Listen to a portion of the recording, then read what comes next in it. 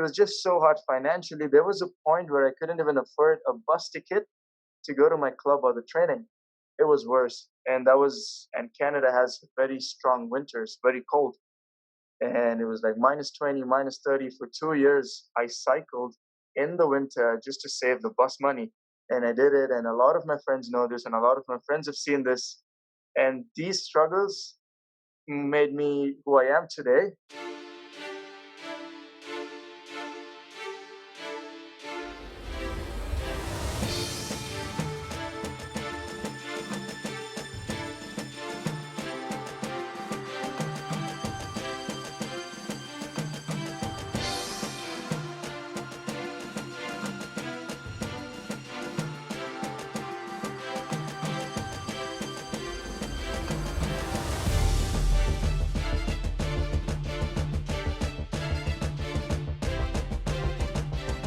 Hello and welcome to Vikram's Incredible 1000, the Success Podcast. On this, we look to interview the best of the best and really understand what does it take to get extraordinary results. Today, we have with us an international badminton player. He has a highest world rank of 91. He's the winner of the Peru Future Series in 2019 and the Yonex Graphics Series in 2018. He's also a member of the Canadian national team. Please allow me to introduce to you B.R Sankeerth. Bro, welcome to the show. Thank you. Thank you for having me, Vikram. So, bro, I want to know, what drives you to be extraordinary and incredible? Well, I would like to assume that I'm not extraordinary and incredible, but I try to be extraordinary and incredible every day. I think that's the mindset you should have. Mm-hmm. I know I'm not perfect, I'm not the best, I'm not the great, but I try to be the best. I try to be extraordinary and I try to be incredible every day. And that's my goal too. I want to be a beast. I want to be the best. Mm-hmm. It's just waking up every day and believing in that and trying to do it over and over, having a realistic goal and getting after it. And eventually, you won't even realize. Eventually, when you look back at it, and you'll be like, "That wasn't bad. You've done quite well." So it's just over time doing it and doing it and doing it. I would say I'm all right. I'm not incredible and extraordinary, but I will be incredible and extraordinary in 5 years. But 5 years down the line, I would still look back and tell myself that I'm not incredible and try to be more incredible and extraordinary. And it just keeps going. You don't want to stop. You don't want to settle. You don't want to hit a point where you've reached it, where you've settled, where you settle for whatever you've done. You just want to keep going and chasing and keep rising. So it's, according to you, you would say it's more of a growth process. It's to see who you become as a result of, constantly winning or achieving so much more than you previously have. That's correct. Because I believe I can keep doing better and better and keep doing more and more. So I want to keep going. I want to do more than I've done now. Mm-hmm. So I'll do it, and then I would have done more, and then I would want to do more, and just never settle. Just keep going. Mm-hmm. So would you describe this as what's popularly called hunger among successful people? Yeah, driven and hunger. Yeah, you want it. Everyone has different reasons why you want it, but you want it. You don't want to convey a message. You want to touch people, or you just want it for your own self, or to make your parents proud, or something. Yeah. What do you say it is for you personally? For me, it is a few things. It was, we all grow and evolve. So I've been going through a few things personally. Even my reasons change. I wanted to do it because I want to be big and successful, mainly for me, for myself. I still want to, but now it's more for my parents and to reach out to other people and tell them a story and tell them how it's done. And because 10 years from now, when I see someone who's in my position who needs any help, I want to be there. Like, I think I could be better with certain help or certain whatever facilities. So when I see someone who has that potential and who needs that help, I want to be there. So I want to be big enough so so we can repeat history, Mm-hmm. Very, very well put. Very interesting also to hear this. Now, I would like to know, what does it mean to you to be in the top 100 players of the world? And how has this journey molded you into the person that you are today? And what are some of the lessons that playing badminton has taught you? Well, honestly, being in top 100 was a huge thing for me back in 2, 3 years ago when I just moved to Canada and realized there's an international circuit that I wasn't aware of, and my friends were playing in Europe, Germany, Belgium, blah blah blah blah blah. I'm like, man, top 100, that's the real deal. Playing tournaments in Europe, holy. But then, like I said, that was a big thing back then, and then I was able to do it, and then now I'm in the top 100, and it honestly doesn't mean much to me now. It's great, it's good to be here. When I think about it the way that I was so bad that this was the dream, and now I'm here, and top 100 is nothing. Everyone's in top 100. There's 100 people in top 100. Top 100 is not that great. So now I want to crack into top 30, top 50 at least, by having a realistic goal within 6 to 8 to 10 months of tournament competition. Mm-hmm. So I'm happy to be here, but I'm not satisfied. Mm-hmm. So I want to know, being the person that you have become as a result of this process of, scaling up the rankings, what would you say the sport has made of you as a person? What has changed over the last few years of playing the sport? Well, honestly, the sport has made me the person who I am today, given all the I've put in my hard work to learn and earn and do everything I have around me. Mm-hmm. But I would say sport.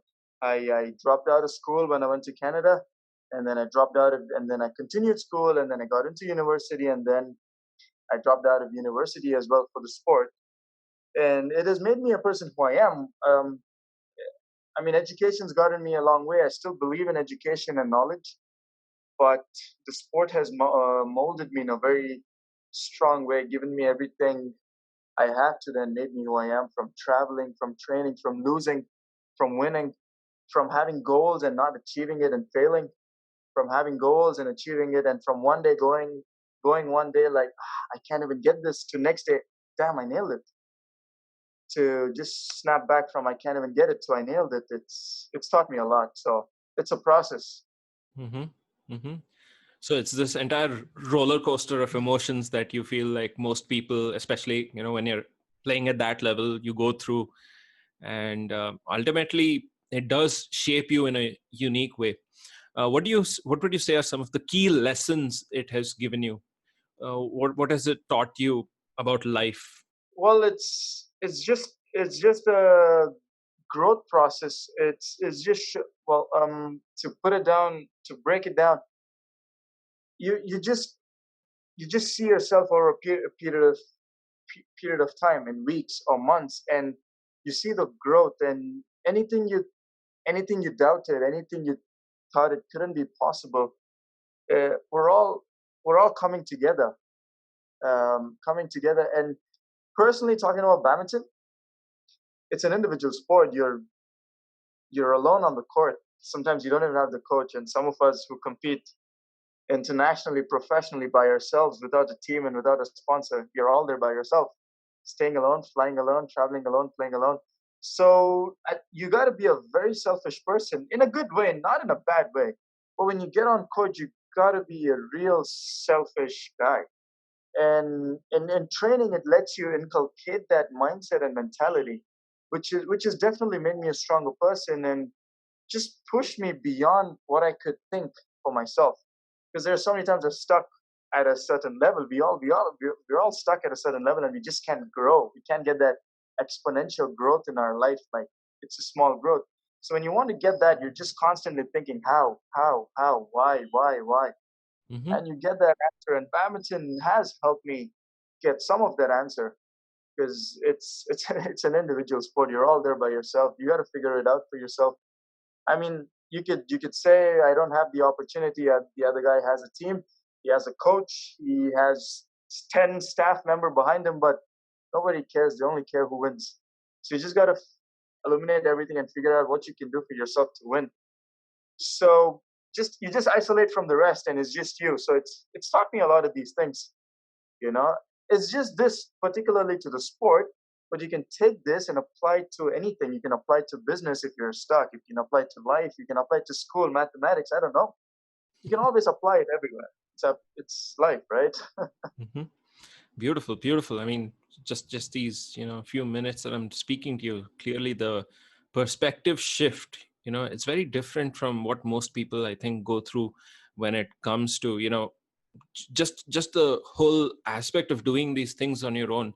um, it's like you're putting in all this effort, and I can just imagine, at the world level, just to get to this point, how much effort, how much finance, and how much support you might have needed. So it's really important to acknowledge all of the stuff that goes into getting to this stage, and how much harder it's going to be from this point on to make it to the next level of whatever you've set for yourself.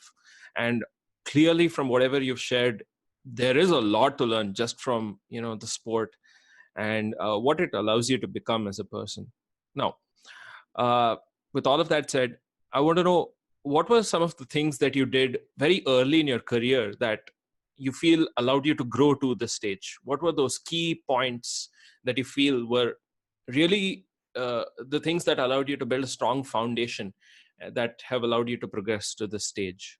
Man, it's honestly hard work. It's hard work that I didn't even know is my father. It's my dad's hard work, and it's my hard work. My dad, mom's hard work, and it is my hard work.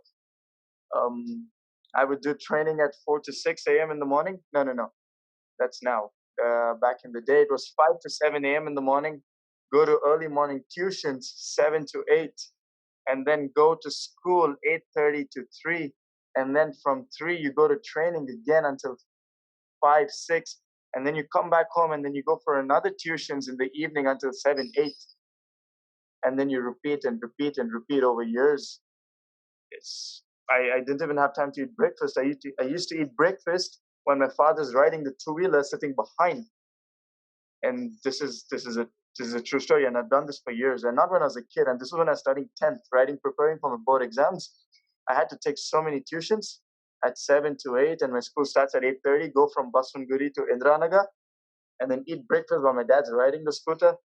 It was just, I wanted to do it at times. I didn't want to do it at times because I was sixth and seventh standard. I was a kid. I hated it because it's just so much hard work. We all want to go out on the streets and play, right? My dad pushed me. It's his hard work, 80%, him and mom, and then my hard work, and it just gave me such a strong foundation that I could, when I moved away from badminton, went to Canada, when I took a break from it, and when I wanted to get back into it, I could just take off from wherever I was because the foundation was so strong. It was just, I was lucky to have parents like these. So luck and hard work.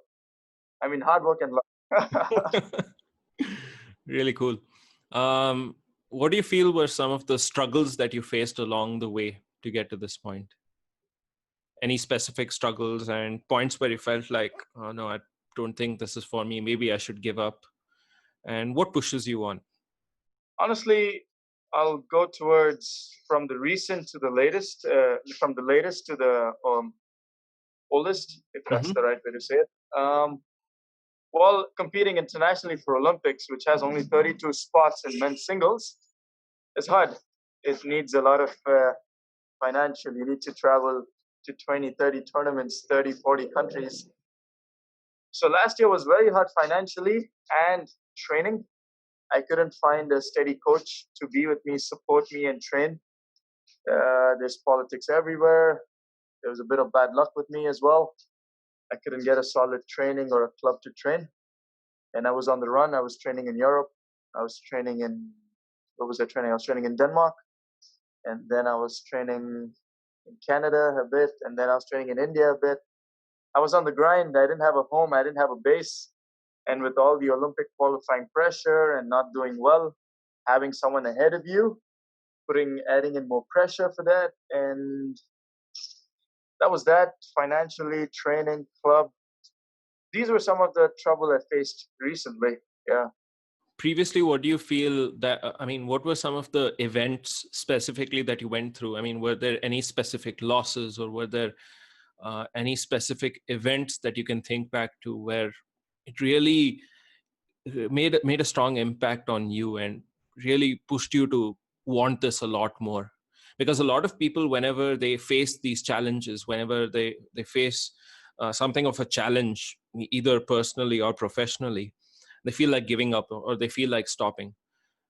What do you felt were some of these events that you experienced, and what made you push on regardless of these challenges?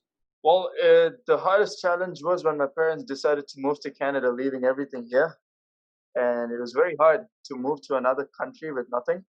It was very hard. We weren't financially strong.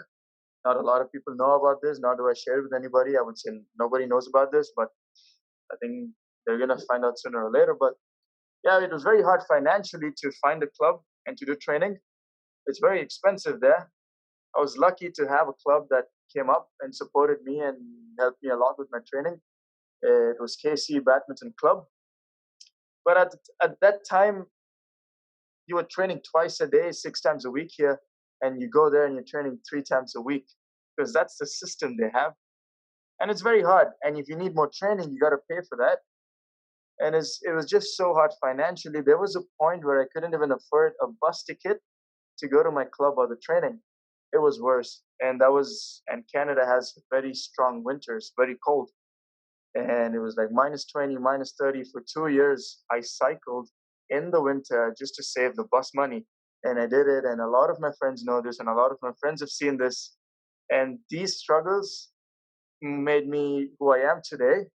And there's more struggles that's going to make me the better person who I am today. And I always knew I was different from the rest. I always believed I was better from the rest. I mean, there are people who are better than me in a lot of things, right? But I like to believe I'm different. I'm not average. I want to be different, and I always had that mindset, and I was always chasing that. And I still have it, and I still chase it. I hate to be average. Average, average is just not for me. I don't know. There's a lot of people that I want to support. I wanna share my experience with. I want to build, and there's a lot of things I want to do. So I gotta be bigger than who I am to even tell them to do it, to even live as an example, to even support them to do it. So I want to. I believe every day that I want to be extraordinary and be different, and I just chase it. It was the financial crisis that we had when we moved. It was very hard, and all these things changed me and molded me to getting this mindset. Just like a fighter pilot mentality. You just can't let go. Hmm. Oh, it's just amazing to hear all of this. I mean, one thing I can tell you for sure, if you can't call yourself average if you're living in the Canadian winter and cycling when it's -20 outside. So it's really amazing to hear what really goes into reaching a level like this, because just like you shared, I mean, not many people are willing to go the extra mile. Not many people are willing to let go of everything and, jump on a flight and go to another country where, you have really no contacts, you don't really have any support, but, you need to rely on yourself at times. And I think it's those occasions that really shape you into becoming this super strong individual, not just mentally, but physically as well. And you engineer yourself into this person that is so capable that really nothing stops you.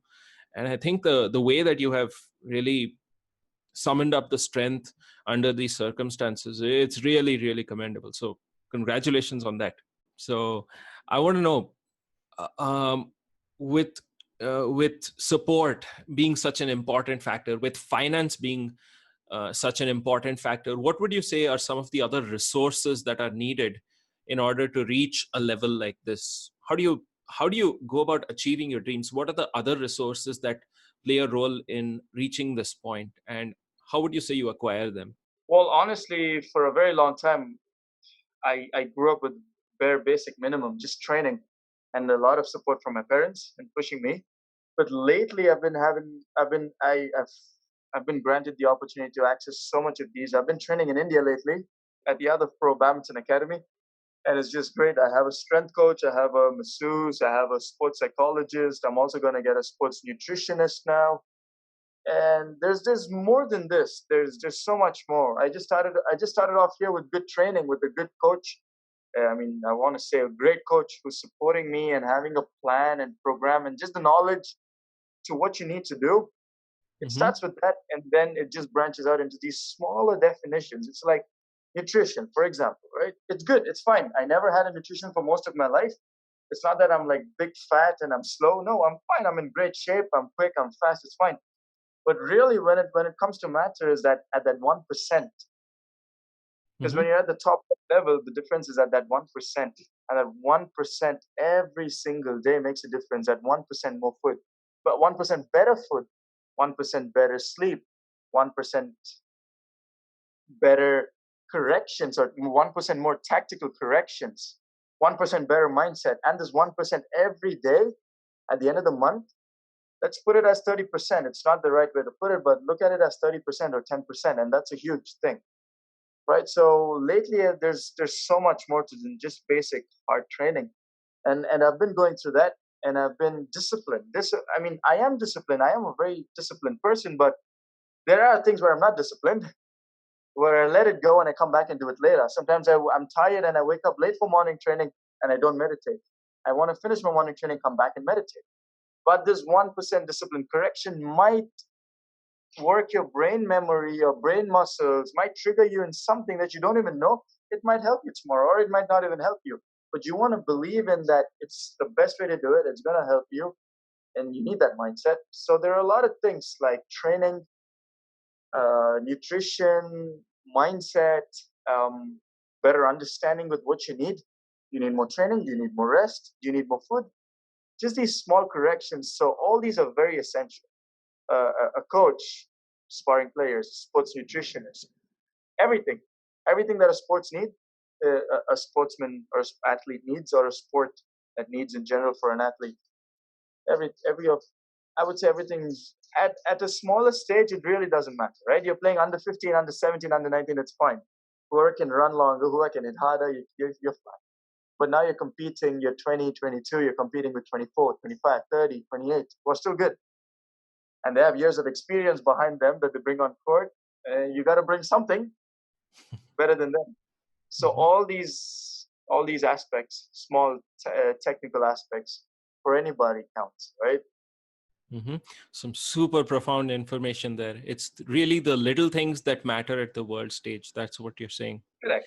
At the very topmost stage, it's the very little thing that you've been doing over a period of time. So on a lighter note, I want to know, what do you do for fun? How do you entertain yourself? And what are some of the things that contribute to your personal growth and allows you to play the game a lot better? On my free time? Yeah. I do video chats like this. I'm joking.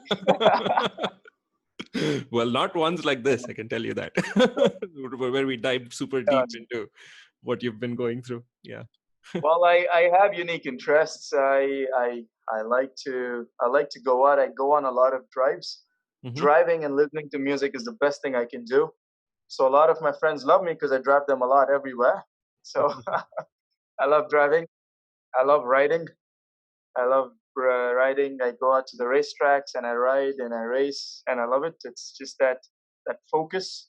In badminton, you got 21 points, 3 sets. But when you're riding, when you're out on the streets, you just got one chance. So you need that fighter pilot mentality. There's no room for error. So I enjoy it. It puts me in a great shape in mind. And I play poker. What else do I do? That's about it. I don't think I have much free time. I drive, I go out. I like clubbing because I like music. I don't drink. So that's about it. That's very rare. I listen to artists. If there's an artist who's coming to Bangalore or Toronto or anywhere I am, I make sure I attend. If it's Martin Garrix, David Guetta, Dimitri Vegas, Kashmir, I love artists, so I attend their events, music festivals. That's about it. Yeah. That's really nice to hear. I think many people forget, but sometimes you just need to be a human being when you're not competing in the badminton. It's very hard. I go through that too. I still debate. I'm like, no, maybe I can rest. No, maybe going out is not a good idea. Maybe I can sleep, but there's always this love and hate relationship. You can never find the right answer, but sometimes you just gotta let go, even if it's the wrong decision. You can do it sometimes, but I enjoy it. I don't regret it much because it would have been the right decision. Yeah, I think eventually when you do get to the point where you want to go, I mean, whenever you set these goals and then you reach the next stage, you feel somewhere, yeah, it was probably worth it. And I think when you're after something as large as getting to the world, top 30 or top 20, I think you're willing to put in the effort. I think sacrifices at this point are a must, or something that you just have to put in order to achieve whatever you want. It's a given of the process, right? Right, right. You might not see some of the small things that matter now, but it'll add up. So it's always good that you know them and you stay aware of it. There's certain things people don't realize, and then it doesn't matter. I agree, it doesn't matter now, but it'll add up. Unless you don't have a long-term goal, you just want to play for fun. You want to win one international, and you're fine. It's fine. You can do things that's negligible, but in the long run, you can neglect these things, because these things that you neglect will bring you down in the longer run. Mm-hmm. Really cool.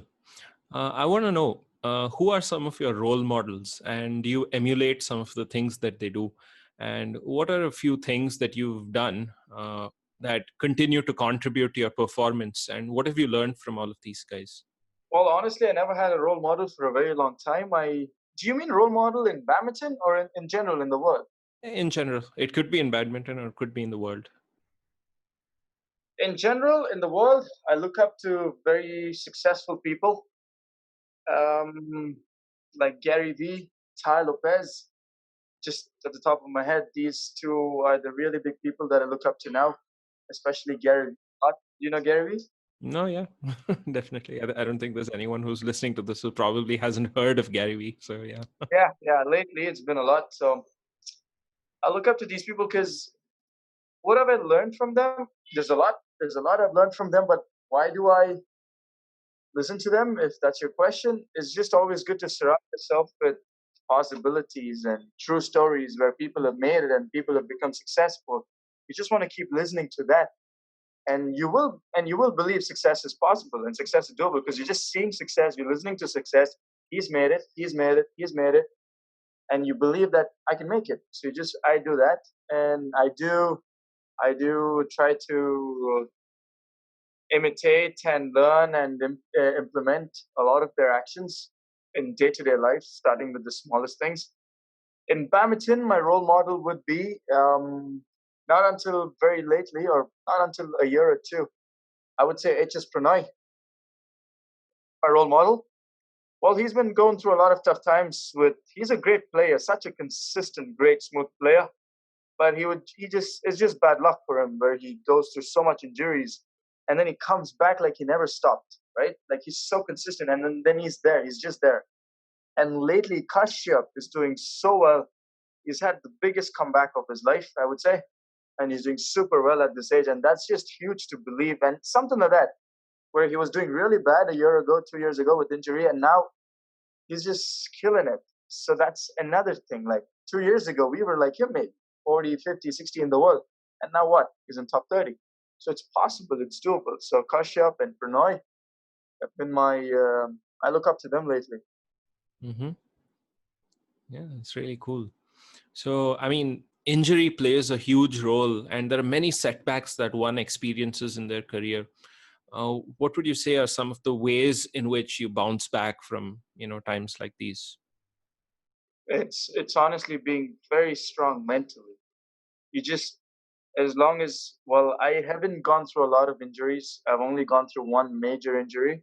It was a long time ago. I wasn't really into professional badminton, but I was sitting at home, not doing anything, no training, no school, and it's the worst feeling. You have nothing to do. That taught me a lot of things, to be so, so, so careful that you don't want to end up here. It's better before that you take a week break, or half a week, 2 weeks, whatever, and not be injured, than being injured and really not being able to do. It's very hard, but it's just about having a very strong mentality and mindset about getting back to normal, being able to do it. I mean, would you make it? Would you be successful? Would you win? Would you lose? Is secondary. You never know. Even with that injury, there's no guarantee that you're going to win, right? There's no guarantee for success. Success doesn't have guarantee. Just hard work is the best thing you can do to get close to success. So you just have to do the best you can, stay positive, stay strong. It's the worst. It's the worst position to be in. But how more worse could it get? Like if you tore something, you should be happy that you didn't break something. If you didn't break something, you just have to be happy that you didn't get your head chopped off or something and dead. So you just stay positive. Just stay Mm-hmm. positive, come out of it positive, and look forward to the best. That's the best you can do, honestly, when you're injured and sitting at home, right? Mm-hmm. Yeah, I think so long as you have two, you have a head on your shoulders and you can hold a racket, I think you're still fit to play. So really cool stuff. So gotten a lot of interesting answers from you so far. I want to know now, how do you prepare for a season or perhaps a year of competition? What are some of the activities you engage in as you train and prepare yourself for any competition that you need to? Honestly, this is the first time in my life where I've been into serious training and planning and program and competition. Because I told you most of my life, even when I was training, it was hard to even find solid, consistent training. So it was very average training. I still did get good training, but it was good for me. But compared to what I should be doing, it was average. But I'm very grateful and thankful for whatever I've got. But to this point is where I've been the most efficient and more focused at its peak, because I have a lot of people working on me. I'm not the only one who's going to be let down. I have a lot of people behind me, a lot of people who believe in me. It's all of them that I'm going to bring down if I don't put myself out there. And just this mindset that I have to be bigger, better, and there's a lot of discipline that comes into play. I train at 5 a.m., so I got to wake up at 4, at least latest, to meditate, quick, get ready, and leave. And I need to sleep at 8 p.m. This has been the earliest I've ever gone to sleep in my entire life. And it's hard. I was failing at times. I do it at 9. I do it at 10. I get to bed at 10:30, 11. And I think it's early because I'm used to sleeping at 12, 1, 2. And no. I'm so disciplined. I sleep at 8. I'm very focused. I don't do any physical activity when I'm not training, because when I'm not training, that's my break time. I need to recover as much as I can for the next session. So I cut down all the physical activities like riding, going out, hiking, whatever I like to do. It's all gone. So there are a lot of sacrifices, and it's just a lot of sacrifice that I put myself into, and a lot of discipline to stick to your schedule. And these are all that I go through. Yeah. This has been my program. It's going to get more worse, because it's not worse. Worse in the sense it's going to get more hard. Well, I think you can look at it as perhaps something that you need to do, and you got to enjoy the process, because ultimately, if you don't put yourself in that position where that you need to do this stuff, that's what it takes, and ultimately you need to enjoy it. I mean, like I said, it's a love-hate relationship that you come to terms with, and then I think I love it. That's why I do this. This is what I live for, right? There you go. That's right. Yeah, that's what I tell myself when I want to give up. What I'm living for. How can I get up? And this is what's got me here. So you can't stop. Mm-hmm. Damn cool. So, what do you feel is your biggest takeaway from losing a very big match, and what did it teach you? It's for me personally, it's my focus. When it's super tight, when it's like one match point away, I feel like there's a gun at my head, and there's like a point blank range. Someone's gonna shoot me. So I'm so focused. I see everything so clearly, and it's almost like I've slowed down the whole action. Right? There's so much focus and everything, but I don't have the same mindset and mentality before I lost the lead. Before my opponent got to the match point, right? I need to have that mindset and mentality, and it's hard. I sometimes probably go with the mindset that if I lose a point, that it's okay. But that's not my mindset when it's match point. It's not okay, because I feel like there's a gun at my head, pointed at my head. So I need to have this mentality from the first point of the game, winning or losing, good opponent or bad opponent. You need to put your mind, you need to keep training, you need to have that. And that's something I lacked for the longest time. And that's my biggest takeaway from losing a match. Because that's the only reason I lose a match. If I can do so well and stay so sharp when it's match point, where was I 5 points ago, right? I had Mm-hmm. that comfort zone. I didn't have the gun pointed at my head. It was in match point. Mm-hmm. So I need to bring that situation. I don't have to be in the situation. I need to bring that mindset of how I am in that situation into my head. Mm-hmm. How would you say one can replicate this from the very start of the match and possibly have it all the way through?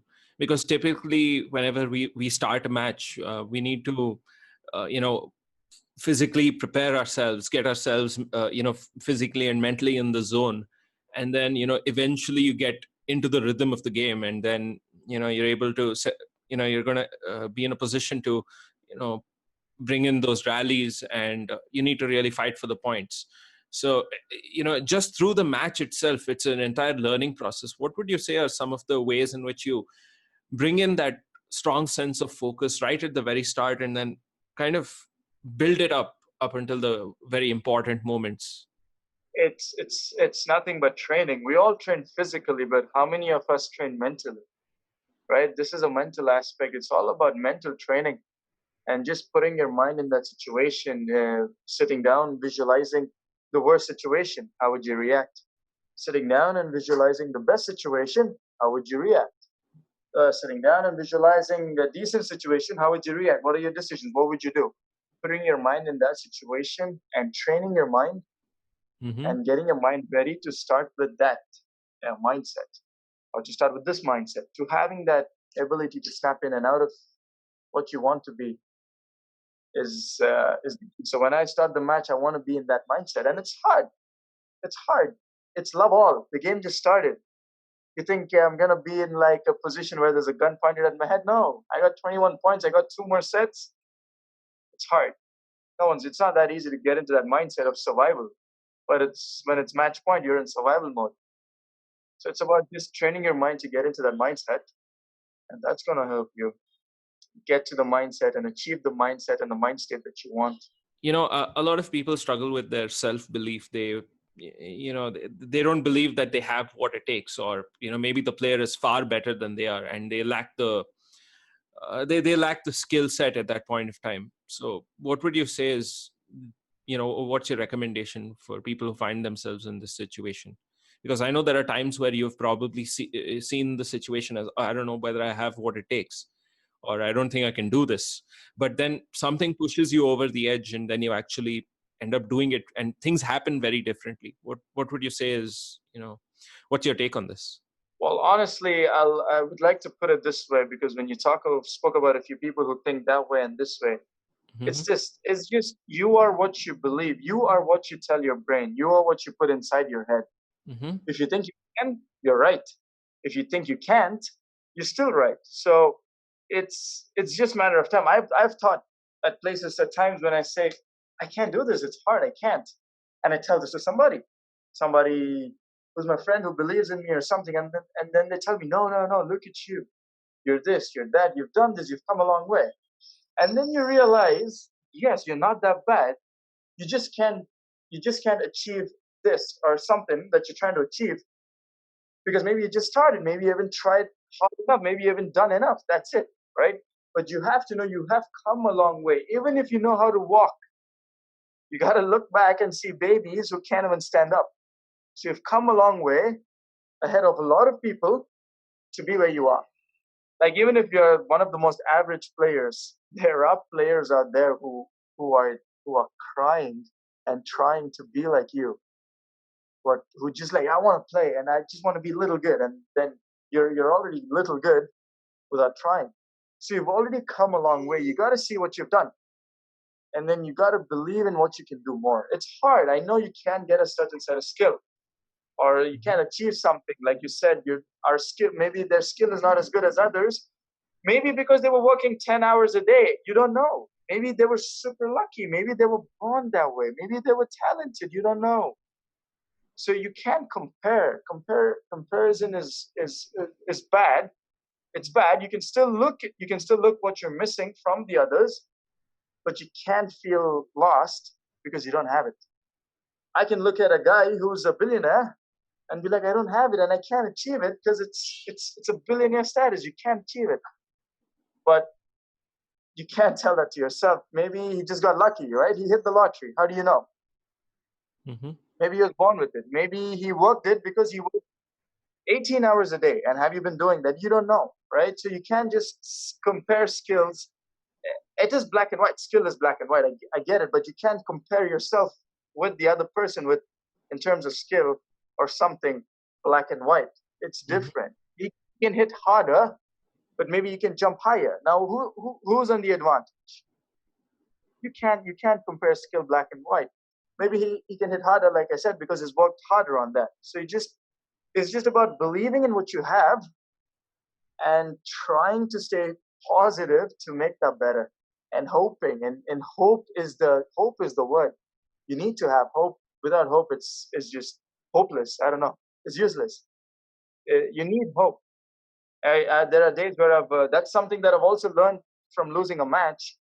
I would lose a match this evening, but I would wake up the next day and still train because I know I'm better than him. I know I can beat him. I know I can beat him and players better than him. And I believe I can beat a lot of these players.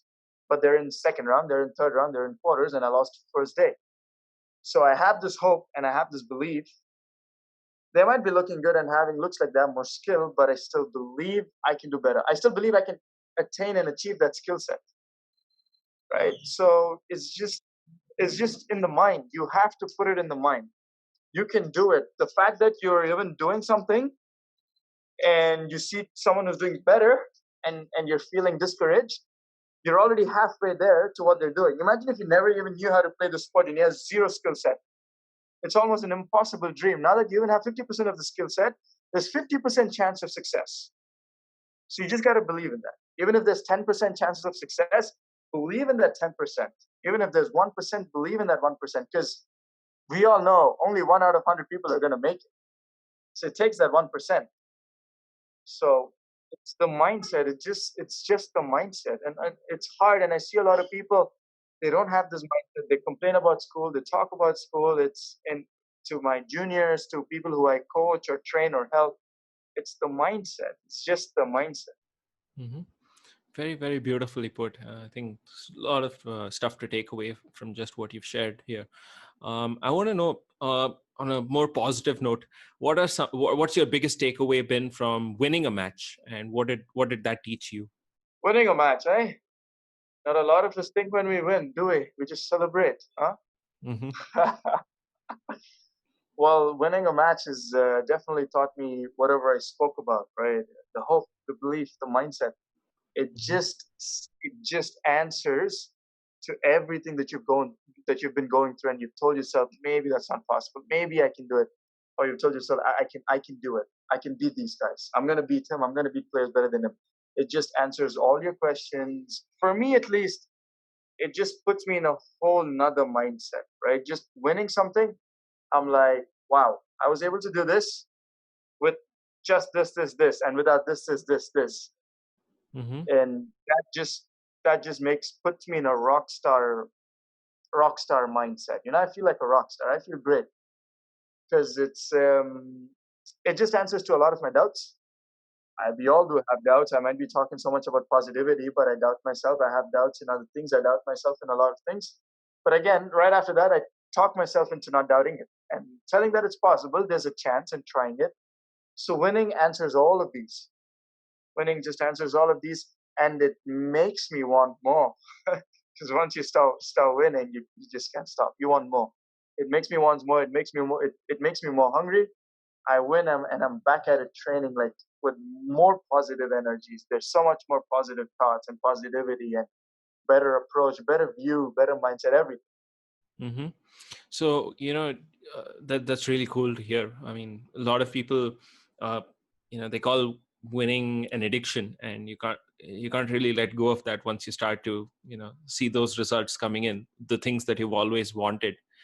So just to break out of that failure cycle, I think is one of the main things. And it's just like doing things in a different way. I heard from Satyan, India's top TT player, that it's not always, even if you are failing right now, it's always about trying to fail differently and then do things in a different way that did not get you the result the previous time. So just this simple perspective on, really giving yourself a fresh meaning as to what losing really means by really absorbing that win and celebrating your success. I think that really allows all of it to come full circle. Really cool stuff. It is right. That is a great point that he said. That's absolutely right. And that's the positive mindset. We all lose. Of course, we're all upset. We hate it. We don't want to lose. No one likes to lose. Even a 5-year-old kid doesn't want to lose in a running race, right? But everyone looks at losses and failure in a different way. Mm-hmm. Some are just motivated, some are just angry, some just want to give up. And he had a great point. If you look at all the champions, they just haven't been winning. They've lost 8, 9, 10, 7, 6, 5, 8, 9, 10, whatever, and then won on the 10th, 11th, 12th one. Mm-hmm. And that's what we remember. We don't see the 9 losses. That's not on the TV. That's not on the news. So we have to go back and see the world we live in as well, right? We don't see the losses. We only see Roger Federer when he's winning Wimbledon. We don't see Roger Federer when he's losing ATP tours in the first round. No. We see Djokovic who's in semifinals. So all champions, all athletes, we've all lost a lot. Maybe just some have lost less, some have lost more, some have won more, some have won less. That's about it. But we all lose 6, 7, 8, 9 times before you succeed that one time. And that one time is what you need. Mm-hmm. That one time is what you need. Mm-hmm. So until you look at failure in a different way, like the TT Indian star TT said, Mm-hmm. you don't want to the same mistake that led you to the failure. That's 100% right. Mm-hmm. Yeah. So I want to know what's next for you. What's it going to take for you to crack the world top 50 from here? I think I've had a better chance to shoot at it. I've always told myself that I'm going to go at it. I've told myself last year as well that at this end of the year, I would break into top 60 and 50, but it was merely impossible with all the competition and the tournaments and no training.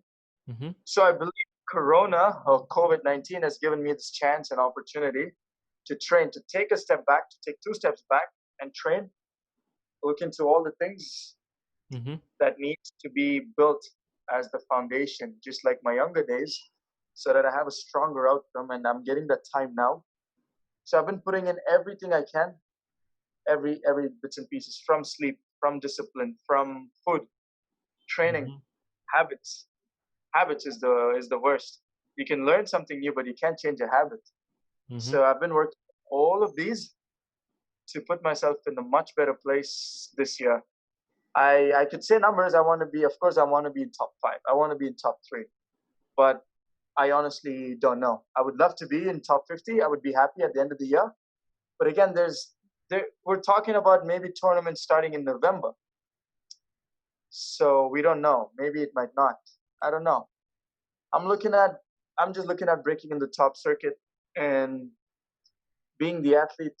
I just want to be the athlete where I can show people, reach out to people, touch and connect people, right? I just want to spread more of this. I want to spread more of the success. There are a lot of top players. There are a lot of people. It's great, but not everyone can connect to them, right?